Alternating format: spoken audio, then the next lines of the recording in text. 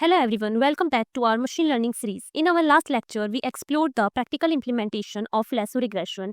We learned how it works, implemented it in Python, and discussed how it helps by reducing model complexity through feature selection. Today, we are going to focus on ridge regression. We will understand its practical implementation, go through the Python code step by step, and see how it differs from lasso regression. By the end of this session, you will be able to implement ridge regression in your own projects and know when to use it over lasso. So let's dive in.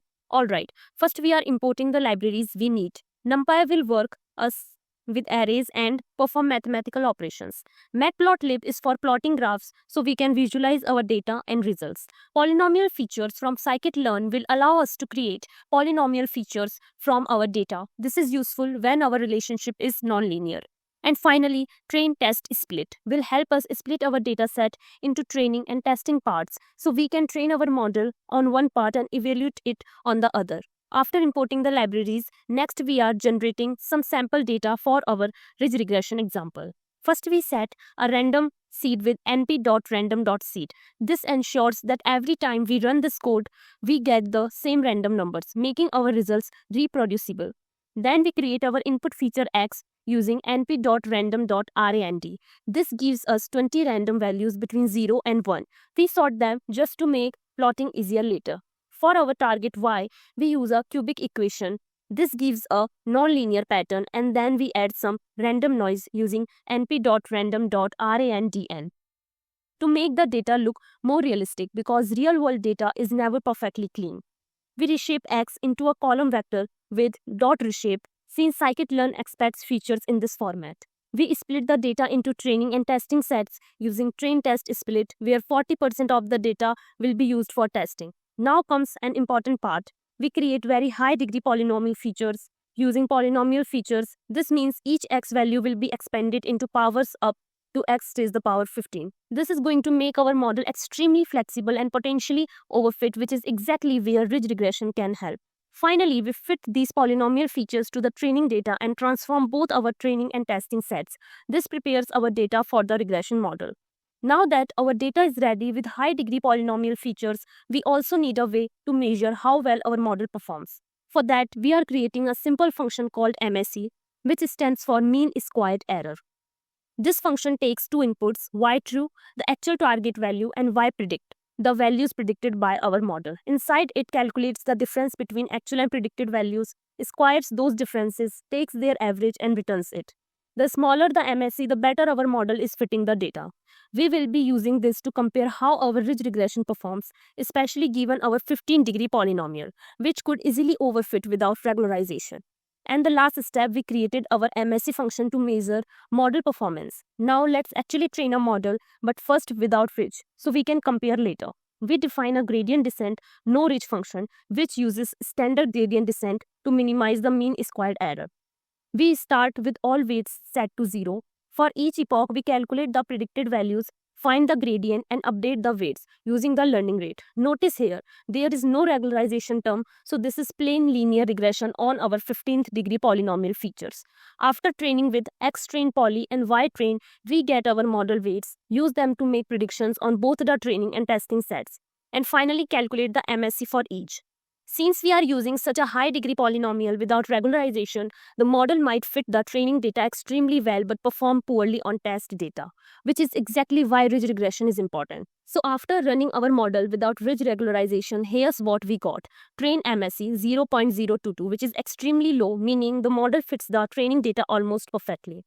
Test MSE 0.057, noticeably higher than the training error, which shows that the model doesn't generalize as well to unseen data. This gap between training and testing performance is a classic sign of overfitting, and it happened because our model is too flexible with those 15-degree polynomial features. This sets the stage for ridge regression, where we will add a penalty to the weights to control overfitting and improve test performance. This plot makes the overfitting problem even clearer. The blue points are our training data, and the green curve is the model's prediction. You can see the curve follows the training points very closely. The red points are the test data, and notice how they don't always align well with the green curve. This means the model has learned the training data patterns and even the noise too well, but it struggles when faced with new data. This is exactly what ridge regression is designed to fix. Now that we have seen how plain polynomial regression overfits, let's apply ridge regression to control it. We define a new function called gradient descent ridge, which is almost the same as our earlier gradient descent function, but with one key difference. We add an L2 regularization term. This extra term, 2 into alpha into weights, is added to the gradient calculation. Here, alpha is our regularization strength. It decides how much penalty we apply to large weights. A higher alpha means stronger regularization. The idea is simple. Ridge discourages the model from having very large weights, which makes the curve smoother and reduces overfitting.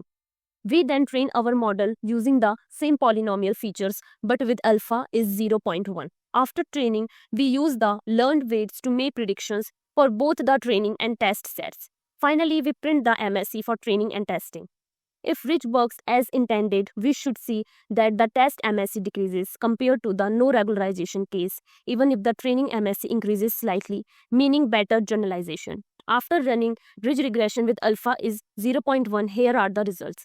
Train MSE 0.058. This is higher than before, meaning the model doesn't fit the training data as tightly as the no-ridge version.